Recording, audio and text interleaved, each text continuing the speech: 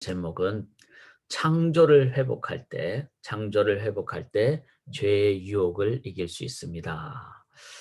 저희가 지금 함께 6월 달까지 나누게 되어서 저는 너무 참 감사합니다. 왜냐하면은 잠언은 행동 지침이 나오잖아요.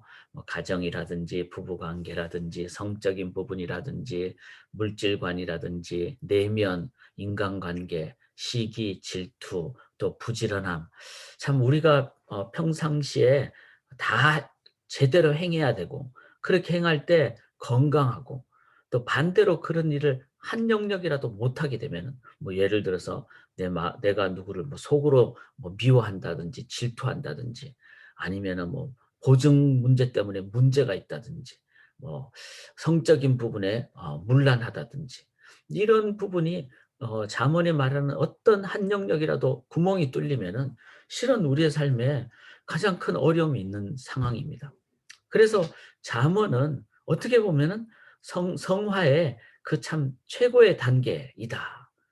이제 그래서 이 부분이 쉽지 않죠.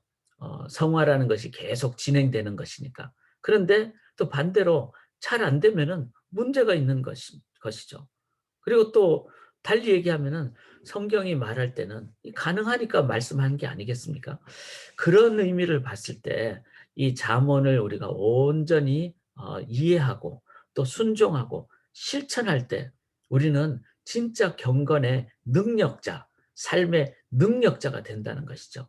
그런데 그 잠언의 그 실천 사항을 어떻게 할 수 있을 것인가? 자, 그 원리가 중요하다 그랬죠. 그게 이제 이번 주일 설교도 그렇게 나가고 계속 나가게 됩니다. 그래서 주일 설교와 수요 성경 공부 또 새아침 기도회 이 세 박자가 같이 나가면서 이제는 삶의 현장에서 실천을 할 수 있기를 원합니다. 그 원리 중에 하나가 바로 이 창조를 회복하는 겁니다. 여러분, 이 창조를 회복하지 않고서는 죄의 유혹을 이길 수 없습니다. 죄가 어디서부터 시작했죠? 창조의 하나님을 떠난 데부터 시작했잖아요.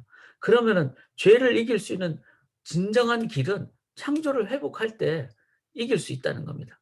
그 창조 중에 하나가 뭐죠? 가정이잖아요. 남자와 여자 가정을 만드심으로 6일째 창조를 이제 온전히 행하신 하나님의 그 원리를 깨닫는다면은 오늘 죄의 유혹을 이길 수 있는 그 길은 실은 단 한마디로 얘기하면 가정입니다. 또 그걸 조금 더 자세하게 얘기한다면은 부부 관계예요. 자, 그거를 부부 관계를 나는 이제 지금 이제 어 아직 결혼을 안 했는데, 아니면은 또 우리의 상황 속에 이제 사별하신 경우도 있잖아요. 먼저 하나님 품으로 우리의 배우자가 이제 떠나신 경우도 있고. 자, 이런 어떤 경우라도 실은 그리스도가 우리의 신랑이다. 이 부분이 성경이 말하는 정말 중요한 비밀이라는 거죠. 자, 그거를 생각하시면서 오늘 본문은 참 부담되는 본문이지만 실은 중요한 본문입니다. 왜 부담되죠? 이 음란에 관한 얘기이기 때문에. 근데 이 음란을 성경은 항상 두 가지로 꼭 얘기한다는 걸 기억하셔야 됩니다. 육적 음란도 있지만 그것은 영적 음란과 연결되게 우리가 보지 않으면은 이것은 온전히 해결하기가 어렵다는 겁니다. 왜냐하면 이 육적인 부분을 이길 수 있기 위해서는 먼저 하나님과의 관계, 즉 창조의 그 영역을 우리가 온전히 이해할 때, 자, 그래서 이 두 가지 음란이다 이랬을 때는 영적, 육적 두 가지를 다 성경은 얘기하고 있다. 이걸 꼭 기억하시면서 이제 오늘 본문을 통해서 이 잠언 7장을 통해서 이 음란함의 무서운 결과, 자, 이거를 좀 먼저 살펴봐야 됩니다. 13절을 보시면요. 그 여인이 그를 붙잡고, 자, 이제 음란으로 유혹으로 다가오는 여자가 그를 붙잡고 이제 한 청년을 붙잡고 그에게 입맞추며 부끄러움을 모르는 얼굴로 그에게 말해요.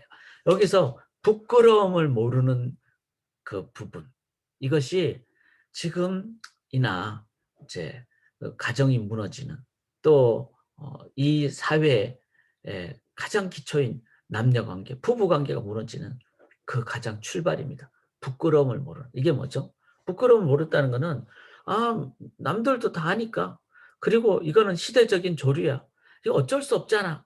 참 우리 힘들고 그러니까 참 이렇게라도 뭔가 물꼬를 터야 돼.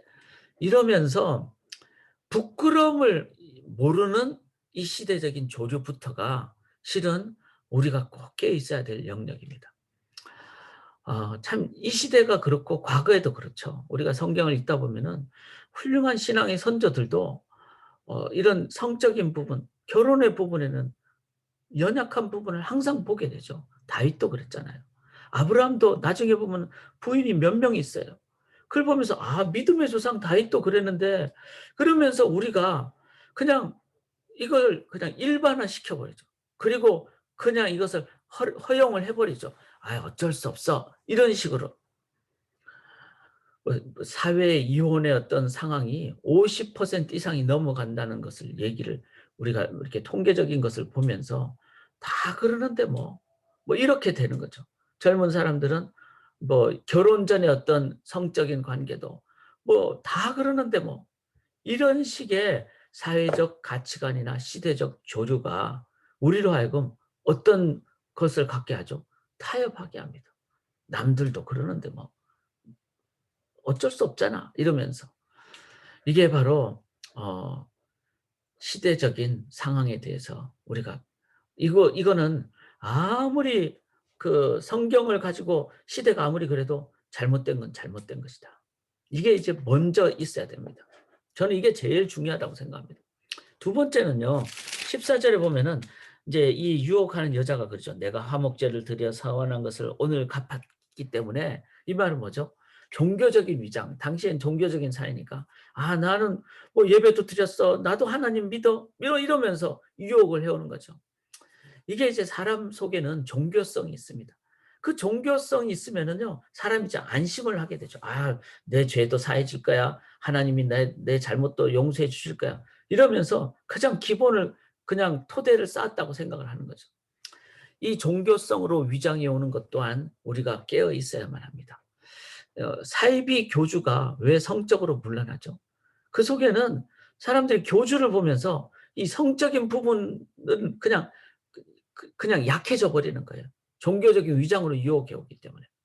그래서 교회 안에서도 이 성적인 부분을 늘 깨어 있어야 됩니다. 교회가 막 부흥하고 막 다 잘 되는데 그 속에 이 부분이 내면 은밀한 내면 속에서 무너질 수가 있다는 거죠. 그래서 목회자나 또 앞에서 섬기는 분들이나 이런 입장에서는 항상 조심해야 됩니다. 내 영이 그리고 내 내면이 이런 부분에서 은밀하게 남들 모르는 나만의 영역 속에서도 하나님 앞에서 그리고 내 가정 안에서 온전함이 먼저 세워지도록. 이게 참 14절이 참 중요하죠. 그다음에 16절을 보면은 이 유혹하는 여자가 그렇게 얘기하죠. "내 침상에는 요와 애굽의 무늬 있는 이불을 폈고." 애굽의 무늬 있는 이불은 뭐죠? 당시로서는 최상의 유해, 루이비통, 샤넬, 명품으로 막 치장을 하고 향수로 치장을 하고 17절에 보면 "몰약과 침향과 계피를 뿌렸노라." 이렇게. 이게 바로 화려한 외적 공약으로 오감을 자극하고 유혹하는 참 외적 공약. 그래서 저는 참 이 시대를 잘 봐야 된다고 생각합니다. 저 개인적으로 여성들이 화장하는 거는 당연히 치장을 해야 되겠죠. 근데 too much 너무 지나치게 평상시에 막 속눈썹을 막 붙이고 다니고 결혼할 땐 속눈썹 붙여도 되겠죠. 이게 남성들은 눈에 약합니다. 보이는 것에 약합니다. 그래서 너무 화려한 어떤 그 자극적인 유혹 이런 부분이 시대가 너무 많이 그냥 이것을 행하는 유행처럼 돼 버린 것에 대해서 늘 우리들은 깨어 있어야 됩니다. 이 19 절에 보시면은 이렇게 얘기를 하죠. "남편은 집을 떠나 먼 길을 갔으니까 은주머니를 가졌으니까 보름날이라 집에 돌아올 것이다." 자, 이 말은 뭐죠? 그 속에는 남편 없으니까 그리고 한참 후에 오니까 들키지 않는다. 자, 이 속에 들키지 않는 상황이라는 말로 유혹하는 이 시대. 이걸 보시면서 우리가 꼭 기억해야 됩니다. 이 참 1 번부터 4 번까지 너무나 참 그 구체적인 얘기를 하잖아요. 시대적인 가치관이나 종교적인 위장이나 그다음에 화려한 외적인 어떤 것으로 그다음에 남들 다 몰라. 아무도 몰라. 이렇게 들키지 않는 상황. 이게 다 마귀의 전략이라는 겁니다. 그리고 이런 부분에 하나라도 내가 그냥 타협해 버리면은 그냥 괜찮다 이렇게 돼 버리는 거죠. 그래서 이런 부분은 성경이 아주 구체적으로 우리에게 제시해 준다. 이 유혹의 어떤 모습을. 그러면 깨어 있어야 되겠죠. 그리고 그 결과는 뭐죠? 그 결과가 여기 22절부터 27절까지 무려 수절에 통해서 뭐 소가 도살장으로 끌려가는 것처럼 하고 또 벌받으러 쇠사슬에 매이는 것 같고 화살이 간을 뚫고 얼마나 무서운 얘기입니까? 또 그물에 잡힌 새처럼 그래서 죽게 되고 27절에 보면 사망의 방, 죽음이다. 이 결과는 죽음입니다. 죽음이 어떤 게 죽음이죠? 부부 관계가 죽음이죠. 아내와 남편이 이제 그 관계가 그냥 형식적이 돼버리고 그냥 쇼 윈도우 부부가 돼버리고 그냥 위장처럼 살게 되고 실질적으로는 그냥 관계가 끊어져 버리고 이게 죽음이죠. 그리고 하나님과의 관계도 항상 이 부분이 겉으로 형식적으로만 돼버리는 그 결과 사회가 죽게 됩니다. 로마가 멸망한 것은 가정이 무너져서 멸망했잖아요. 그러니까 그 천년 그 왕국이 무너지는 것은 로마가 무너진 것은 가정에서부터 무너졌다. 이거 생각할 때 이 사회에 이제 개인의 영적인 죽음은 어디서 오느냐? 음란에서 온다. 자, 그러면은 가장 좋은 예방책은 뭘까요? 가정입니다. 가정. 이 창조 때 6일째 가정을 만드심으로 하나님이 이제 창조를 6일째 하고 7일째 이제 안식하셨듯이 그래서 우리는 회복해야 됩니다. 가정을 회복해야 됩니다. 그러니까 누가 뭐라 그래도 여러분 가정을 회복해야 됩니다. 이 가정이 11절에 보시면은 이런 표현을 하죠. 이 여인은 떠들며 완악하며 그의 발이 집에 머물지 아니하며. 그러니까 집에 머물지 아니한 것부터 일단 문제가 시작이 된 거예요. 그렇다면은 우리의 삶에 지금 팬데믹 중에 많이들 집에 계시잖아요. 저는 이게 하나님 주신 기회라고 믿어요. 가정이 회복되는 그리고 부부 관계가 회복되는 집안에서부터 이 부분이 해결이 되는. 그다음에 19절에 보면 남편이 그 집을 떠나 먼 길을 갔는데 자 물론 뭐 사업차 갔을 수도 있고 여러 가지 이유가 있을 수도 있죠. 그런 거는 어쩔 수 없이 우리가 이제 직장 생활을 해야 되니까 할 수가 있습니다. 그런데 중요한 것은 이런 부분이 그냥 쉽게 허용돼서는 안 된다는 거죠. 집을 떠나거나 집에 머물지 아니하는 반대로 늘 가정 중심이 되고 부부 관계가 가장 삶의 사회 가장 우선순위의 첫 번째가 되고 가정이 회복될 때 이때 이것이 가장 중요합니다.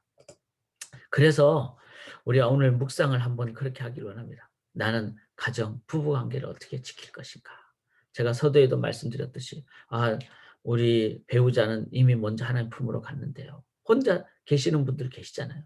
그런 경우도 성경은 이렇게 말하고 있죠. 이 비밀이 크도다. 나는 그리스도와 교회에 대하여 말하노라. 그래서 그런 경우지만 늘 사모하고 늘 기도하시고 그리고 나의 삶에서 내가 지금 혼자이지만 주님과의 관계를 먼저 바르게 하고 그다음에 또 부부 관계뿐만 아니라 가족이잖아요. 가족, 자녀들과의 관계 그리고 손자, 손녀들과의 관계 이런 부분을 우리가 가장 우선순위의 가치로 여길 때 그중에서 가장 최소 단위가 부부입니다. 그래서 저는 저희 청년들을 위해서도 꼭 간절히 기도하기를 원합니다. 결혼을 앞으로 참 가치관을 바르게 두고 나아갈 수 있도록. 지금은 결혼이 너무 늦어지고 있잖아요. 저는 개인적으로 정말 반대입니다. 사회가 아무리 뭐 여러 가지 정말 결혼 지참금을 또 결혼 준비를 해야지 결혼한다. 실은 라면 박스 뒤집어 놓고 그게 보자기 씌워 놓고 그 위에 그냥 밥 한 숟갈 같이 먹으면 돼요. 그게 사랑하면 행복하거든요.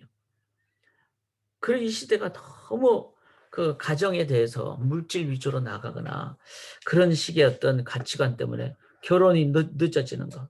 이거 우리가 기도하면서 가정을 잘 이루도록. 그래서 그리스도와 교회에 대한 말하노라. 그러나 너희도 각각 자기 아내 사랑하기를 자신같이 하고 아내도 자기 남편을 존경하라. 저는 이제 남자기 때문에 제 아내를, 성경도 아내라고 그러잖아요. 제가 우리 지금 함께 들으시는 모든 남성분들에게는 부탁을 합니다. 자신의 아내를 다른 사람한테 표현할 때 우리 집사람 이렇게 표현하는 건 조금 안 좋습니다. 왜 뭐 여성분이 집에만 있습니까? 요즘 사회생활도 하고 다 하죠. 집사람이라고 표현하기보다는 제 아내가. 그 아내의 또 다른 의미가 그거라 그러지 않습니까? 집안의 해다. 집안의 해다. 내 아내 해다. 그래서 너무 좋은 표현이라고 생각합니다. 이제 그렇게 정말 내 안에 해가 먹구름이 끼면 집안이 다 깜깜해지듯이 내 인생에 아내가 먹구름이 끼면 내 인생에 빛이 없다는 심정으로 아내를 사랑하고, 또 아내는 남편을 왜 존경해야 될까? 남자가 더 높다 이런 차원보다도 이제 대표적인 원리를 띠는 것이기도 하고, 또 남자의 성격상 남자는 칭찬에 그냥 춤춥니다. 그래서 남자의 자존심이란 게 있거든요.